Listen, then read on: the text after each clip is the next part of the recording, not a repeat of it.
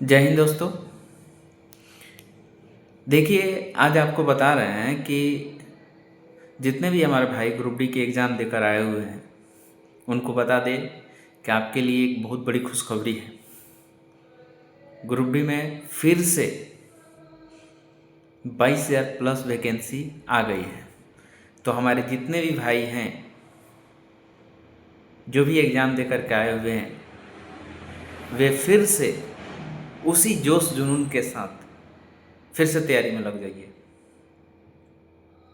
क्योंकि जब तक आपको फाइनल सिलेक्शन नहीं मिल जाता, जब तक आपको फाइनल सिलेक्शन नहीं मिल जाता तब तक आपको क्या करना, लगे रहना है। कुछ भाई हमारे ऐसे हैं जो एग्ज़ाम देकर के चले आए हैं और मस्ती कर रहे हैं। मेरे भाई, आपको एक दिन पछताना पड़ेगा। आप एक दिन पछताइएगा। किस लिए? जो समय आप गंवा रहे हैं, जो रील चला रहे हैं, रील पे आप वीडियो देख रहे हैं, समय बर्बाद कर रहे हैं। ठंडे का मौसम है, कल पढ़ लेंगे, आज पढ़ लेंगे, ऐसे करके अगर आप ऐसे कर रहे हैं मेरे भाई, तो आपको पछताने के सिवा कुछ नहीं मिलेगा। आपने कितना मेहनत किया है। एक भाई तो बोल रहे थे कि एग्ज़ाम देने के लिए, कमेंट्स में बोले थे कि एग्ज़ाम देने के लिए गए थे भैया, मैथ्स जो है मुझे बहुत टफ लगा, मेरे से मैथ्स के बहुत सारे सवाल नहीं बन पाए। तो मैं उस भाई से बोलना चाहता हूँ, आप हमको ये बताइए कि आपने कितनी ईमानदारी से मैथ्स प्रैक्टिस किया था। बोलिए, कितना ईमानदारी से आप प्रैक्टिस किए थे।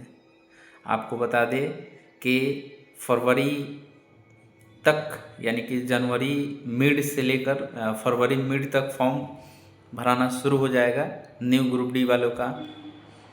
और आप मान के चलिए कि 4 से 5 महीने का अंदर एग्ज़ाम होगा। तो अगर आप चाहते हैं कि 2026 में मुझे एक सरकारी नौकरी मिले, तो मेरे भाई, आप आज से ही डे 1 से ही अपने आप को तैयार कर लीजिए और अपने आप को ये बात कहिए, लिख दीजिए कि 2026 में मेरा भी सिलेक्शन होगा। देखिए, जितने भी भाई होंगे वो ग्रुप डी वाले फॉर्म भरे होंगे, ठीक है, और बहुत सारे ऐसे भाई हैं जिनका हाइट अच्छा है, वे एसएससी जीडी का भी फॉर्म भरे होंगे। तो मेरे भाई, आपके पास, आप ये जान लीजिए कि 2 सुनहरा अवसर आपके पास है। अगर इन दोनों अवसरों को आप गंवा देते हैं तो शायद कब तक आपको इंतज़ार करना होगा ये हम भी नहीं बता सकते हैं। हम भी शुरू में जब तैयारी करते थे बहुत सारी गलती करते थे, लेकिन उस गलतियों को मैंने सुधारा। जैसे हमने अपनी गलतियों को सुधारा, आज आपके सामने हम सिलेक्शन ले लिए। तो मेरे भाई, अगर आप चाहते हैं कि सिलेक्शन आपका हो जाए तो आज से ही अपना एक एकदम बेहतरीन स्ट्रेटजी बनाइए। सबसे पहले, अगर आपने मैथ्स पूरा सिलेबस कंप्लीट कर लिया है तो आप केवल और केवल प्रैक्टिस करेंगे। रीजनिंग पूरा सिलेबस कंप्लीट कर लिए हैं तो केवल प्रैक्टिस करेंगे। उसके बाद जीके जीएस आप डेली आधा घंटा, 1 घंटा, जो भी आपके पास समय मिलता है, अगर आप काम भी करते होंगे, ठीक है, घर के घरेलू काम हो या अगर कोई प्राइवेट काम में भी कोई लगा होगा मेरा भाई, तो उसी समय उसी के अनुसार अपना समय मैनेज करेंगे, ठीक है। लेकिन जो भी हमारे विद्यार्थी हैं, अगर कोई काम में भी लगे होंगे तो आप भूल जाइए कि मुझे कोई काम भी करना है। आज से ही अगर आप 6 महीना तक, जब तक एग्ज़ाम नहीं होता है, चाहे वो एसएससी जीडी वाला हो, चाहे रेलवे वाला हो, हमारे कुछ भाई एनटीपीसी भी भरे होंगे, ठीक है, तो वे लोग आज से ही तैयारी में लग जाइए और आप ये सोच लीजिए कि मुझे 2026 में एक नौकरी लेना है तो लेना है, ठीक है। आप लिख करके बड़े से बोर्ड हो आपके पास तो, या एक क्या ना कि पेज निकालिए कॉपी का, उस पर बड़े अक्षरों में लिख दीजिए कि 2026 में मुझे एक नौकरी चाहिए तो चाहिए, लिख करके स्टडी टेबल के सामने चिपका दीजिए। जब भी आप पढ़ने के लिए बैठिएगा मेरे भाई, आपके अंदर मोटिवेशन आएगा ये कि मुझे इस बार एक नौकरी ले लेना है, ले लेना है, ले लेना है। और वही मोटिवेशन आपको जगाएगा जगाएगा, चाहे वो रात के 2 बज रहा हो क्यों ना, आपको जगा करके उसको मतलब मेहनत करने के लिए प्रेरित करेगा। और जिन भी भाई ने अगर मेहनत 6 महीना कंटिन्यू कर दिया तो उसके पास नौकरी होगी।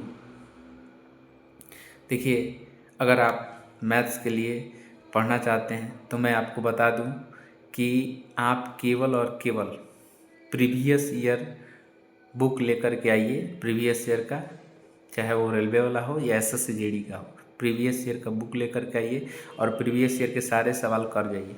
रीजनिंग में भी उसी तरह से प्रीवियस ईयर का पूरा रीजनिंग सॉल्व कर लीजिए। साइंस के लिए भी और जीके के लिए भी वैसे कर लीजिए। पूरा प्रीवियस ईयर पहले कंप्लीट कर लीजिए। पूरा प्रीवियस ईयर कंप्लीट कर लीजिएगा और उसमें आप टॉपिक वाइज देखिए कि कौन से टॉपिक में मेरा वीकनेस ज़्यादा है। उस टॉपिक को बार बार रिवीजन करिए, बार बार रिवीजन करिए, बार बार उसको पढ़िए। इससे ये क्या होगा कि आपका मतलब उस रिवीजन से आपके अंदर क्लियरिटी आएगी कि कौन सी चीज़ है एग्ज़ाम हॉल में हमने गलती किया है, उस गलती को मुझे नहीं दोहराना है। और प्रैक्टिस के दौरान ही सारी प्रैक्टिस कर लेना है, ठीक है। तो इन सारी प्रैक्टिसों के द्वारा ही सब कुछ आपका संभव हो पाएगा और आप लग जाइए। अगर आपने सारा सिलेबस कंप्लीट कर दिया तो केवल और केवल प्रैक्टिस करिए। और प्रैक्टिस में एक मॉक टेस्ट आप सुबह में 7 बजे के आसपास अगर आपके पास टाइम है तो 7 बजे बैठिए और 7 से 8 बजे तक 1 घंटा या 1.5 घंटा के अंदर आप एक मॉक दे करके उसका एनालिसिस दिन में करिए, ठीक है। एनालिसिस करिए दिन में क बजे तक, वही 12-1 बजे तक। फिर उसके बाद आप दूसरा मॉक टेस्ट एक दीजिए 2 बजे के आसपास और उसका एनालिसिस आप शाम के 9 बजे तक करके उसके बाद आप सोइए। और ज़्यादा से ज़्यादा आप ये सोचिए कि जो हम मॉक टेस्ट लगा रहे हैं उस मॉक टेस्ट में जो भी गलती हो रहा है, जैसे मान लीजिए आपको परसेंटेज का कोई सवाल गलती हो गया, तो आप ये बना लीजिए कि अगले दिन मुझे सबसे पहले क्या करना है ना, परसेंटेज के सवाल को हल करना, परसेंटेज के अपने कॉन्सेप्ट को क्लियर करना। अगर परसेंटेज के कॉन्सेप्ट क्लियर हो गया तो ठीक है, नहीं हुआ तो उस पे ही हम काम करेंगे, ठीक है। इस तरह से करके हम आगे बढ़ेंगे। जब तक मेरा कॉन्सेप्ट क्लियर नहीं होगा तब तक हम आगे नहीं बढ़ेंगे, ठीक है। और आप अपने आप को यह संतावना नहीं दीजिए कि मेरी तैयारी बहुत अच्छी हो गई है, मुझे कम भी पढ़ेंगे तो हो जाएगा। नहीं, आप जितना घूम रहे होंगे उससे कई गुना ज़्यादा बच्चे पढ़ाई कर रहे हैं। और आपको ये पता होना चाहिए कि बहुत सारे लाखों बच्चे फॉर्म भरते हैं लेकिन सिलेक्शन कुछ बच्चों का ही होता है। आखिर क्यों? इसके पीछे क्या रीज़न है? इसके पीछे ये रीज़न है कि जिस बच्चे को जॉब लेना है वो अपने आप को कंसिस्टेंसी के साथ मेहनत कर रहा है, बहुत पहले से मेहनत कर रहा है। और आप जब फॉर्म आता है तब आप तैयारी करना शुरू करते हैं। अगर ऐसे विद्यार्थी आप हैं तो मेरे भाई, अगर आपको जॉब लगने में बहुत समय लग जाएगा। इसलिए अगर आप जॉब लेना चाहते हैं तो मेरे कहे गए बातों के अनुसार आज से ही डे 1 से ही आप कंप्लीटली अपना पूरा सिलेबस पहले कंप्लीट करें। और सिलेबस कंप्लीट करने के बाद आप मॉक टेस्ट लगाना शुरू करें। मॉक टेस्ट से आप ये एनालिसिस करें कि किस टॉपिक में, साइंस का टॉपिक है तो साइंस में, फिजिक्स में हमारा कमजोरी है, बायो में कमजोरी है, केमिस्ट्री में कमजोरी है, उन टॉपिक को आप कंप्लीट करेंगे। साइंस हम कई बार बोले हैं कि 9th और 10th का बुक उठाइए, NCERT का हो चाहे SCERT का कोई भी हो, बिहार पब्लिकेशन का हो या UP पब्लिकेशन का हो, आप उठाइए, थ्रोली उसको 2 बार 3 बार 4 बार पढ़िए।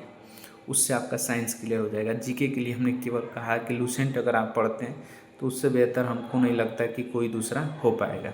इससे आपका सारा क्लियर हो जाएगा।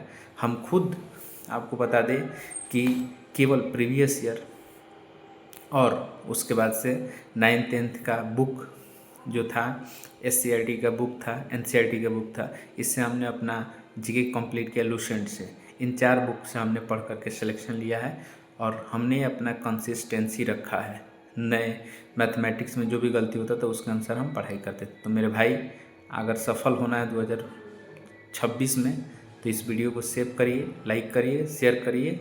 और आपको किस पे कमेंट करिए, किस पे वीडियो चाहिए, कौन से स्ट्रेटजी चाहिए, आपके लिए हम हाजिर हैं। जय हिंद।